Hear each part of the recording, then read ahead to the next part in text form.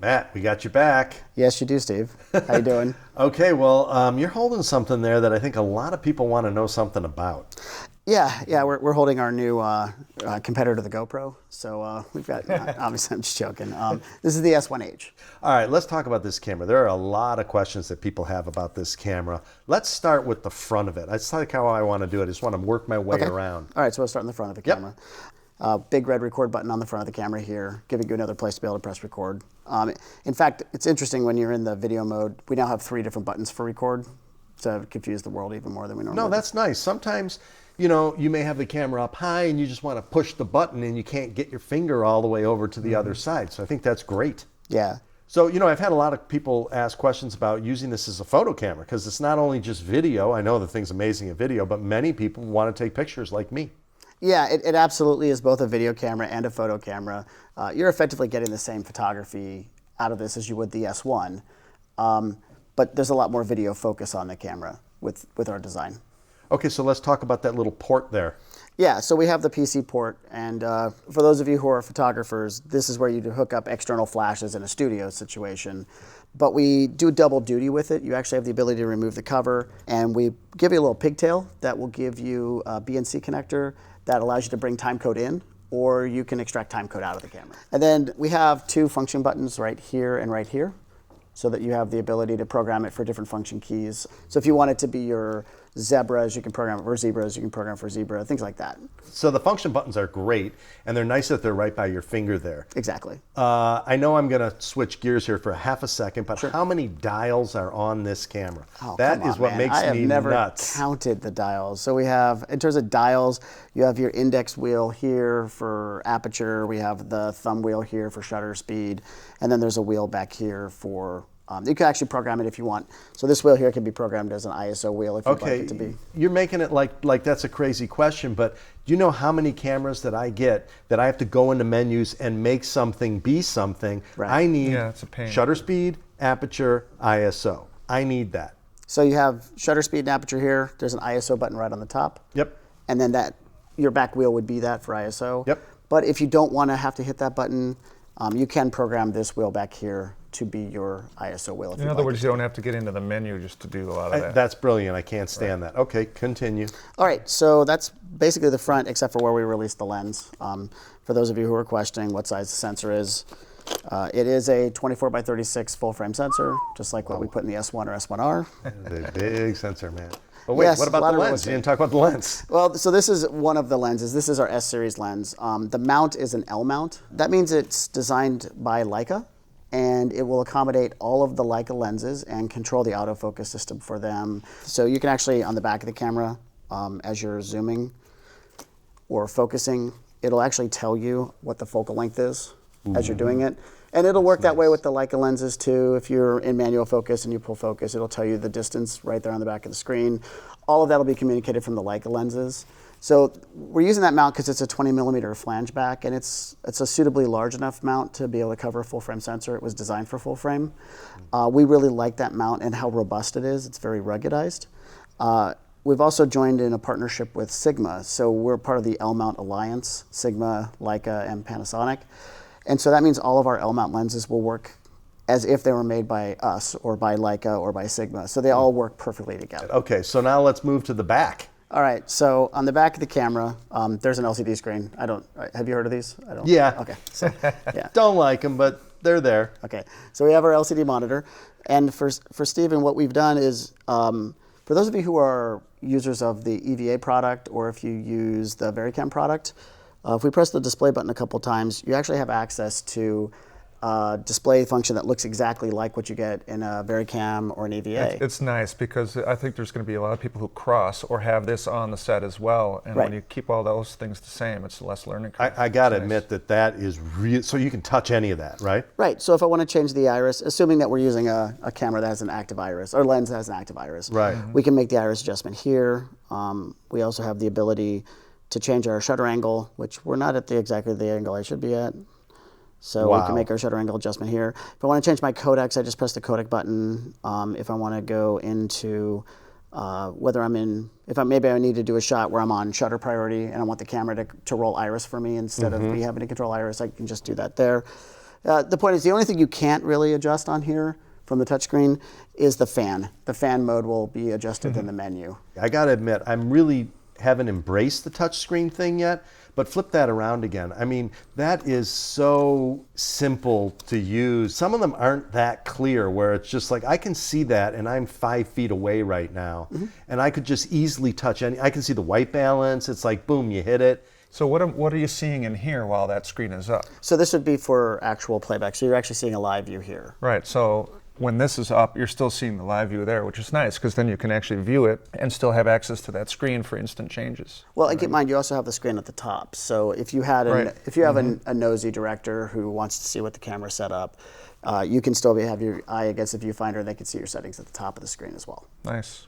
I gotta admit, people should know that I have never seen this camera. So I'm like kind of getting amazed as you're doing this. I did not know it had a top screen like that. The goal here obviously was to make the camera friendly for people who are already shooting an Alexa, a Vericam or shooting an EVA.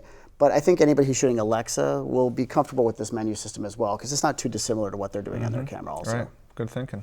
Okay, Now, so and this camera overall is not that different from the S1 or S1R in terms of the body, just those slight differences, right? So they're going to be familiar with a lot of these things as well. Yeah, I think like 80 to 90% of the ergonomics are the same as an S1 or an S1R. We put the on-off switch here instead around the shutter button instead of having a separate switch. We had to do that because we wanted the bigger record button.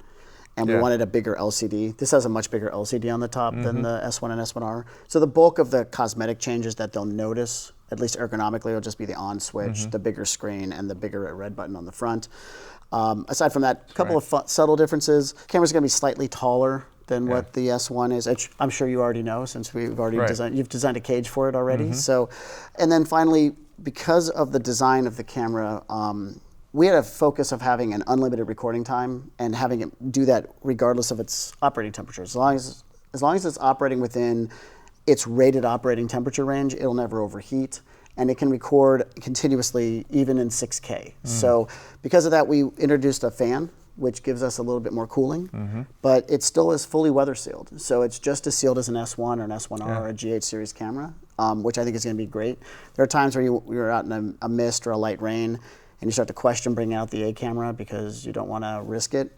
Oh, you get an A camera look now with this, and you're in a weather-sealed body. Amazing, you fit that fan in that small space. That's great. And on top of that, not only is it a fully articulated screen, but we've added a little secret addition. So the camera can also flip the screen up like this as well. So if you're shooting, and you got like an Anton Bauer solution or some battery solution, you can still see over it. But also, I can continue to keep it flipped out. And we did this design because we wanted to clear all of the ports on the side of the camera. I happen to have a right angle on there, but a lot of people have them coming straight out. Yeah. Their cables. Yeah. Again, a lot of thought went into the design of the ergonomics of the camera to make sure that it builds on what we've already done with the S1 and the S1R. When we get behind the battery grip here, this is where your memory card slots will be. So it's dual SD, so that might be a little different for an S1 or S1R user.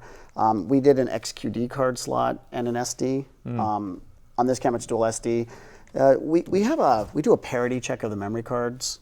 They have to be the same rating. Otherwise, we don't allow you to record the higher bit rates because there could be a risk of failure. So if I'm doing a redundancy recording, I'm recording two versions and they happen to be different ratings, you could have a failure on one of the cards. So in order to prevent that problem from happening, we just go with dual SD card slots. The nice thing is there's no drawback. The XQD card slot in the S1, its extra speed isn't really used for anything. The S1R it is because it's like a 47 megapixel camera. For raw photography, you need the extra data rate. But this camera has the exact same burst rates as the S1, even with an SD card slot. So let me understand this. So you put two SD cards in there. Correct. And they can record at different, like one could be recording at 4K and one could be recording at 1080? Yeah, we're not quite that advanced yet, so we would need to use an external recorder for that. But what we could be doing is a redundancy, so we could do a backup copy. So if a card failure happened in slot 1, you'd still have it in slot 2. Or 6K relay. 6K in both? Sure, absolutely. Oh, okay. And you can also relay record, so as one card fills, it switches over to the next card, and then you could just pop this door, pull out the old card, drop in a new, have it flop back over. I love that. Now, here's one thing that gets me with cameras is, how do I know that thing is going? When I hit the go button, that freaks me out all the time. Okay. Even with an iPhone, I'm looking at it, I'm like waiting for the numbers to turn. You're Okay. laughing at me, but No, it's a fair question. So number one, there's a little blinking red light right here, okay, that's right by one. the door. External, not on one of the screens. You're No, talking it's about. right there. Yes, Love right. that. Okay. So number one. Number two, there is a tally light right here. Love that. There is a tally light right here. It's a freaking Christmas tree. Love that. And three, if that's not enough, there's also a little red light that blinks on the front of the camera, on the LCD screen. Yeah. And on top of that, in the menu, if you would like, you can turn on a little red border that'll come up all the way around the Wow. screen when you hit record, and then the border will go away when you stop recording. And then on top of all of that, if you pop the door open while it is recording, or it's writing and it hasn't finished writing, it will set off a buzzer telling you that you're about to Wow. ruin your recording. Yeah, So, that's amazing. It's one of my hugest worries. Like when you say rolling, speed, Yeah. people don't do that much anymore, you know? Right. So it's like, I need to know. All right, great. This is a camera that you may be a one-man band with. This isn't necessarily, although, I mean, it's 6K, this could be your first choice as a cinema camera, Yeah. Your A camera, sure. you know? Yeah, so it is a 6K capture, and it's also in 3:2 aspect ratio. It's effectively the entire sensor.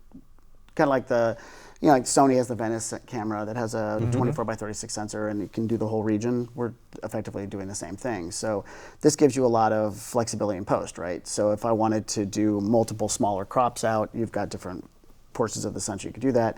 Or if you're doing let's say someone's doing a stunt and you want to make sure that you keep them in the framing, you go a little wide, and even if they jumped out of 16 by 9 safety, you could still have them in that extra region and then just shift the image up in post to keep them in the shot. Or, companies like Cook and Atlas and Scorpio, they have developed full frame anamorphic optics now. So you have access to full 24 by 36 millimeter circle of focus anamorphics with this camera too.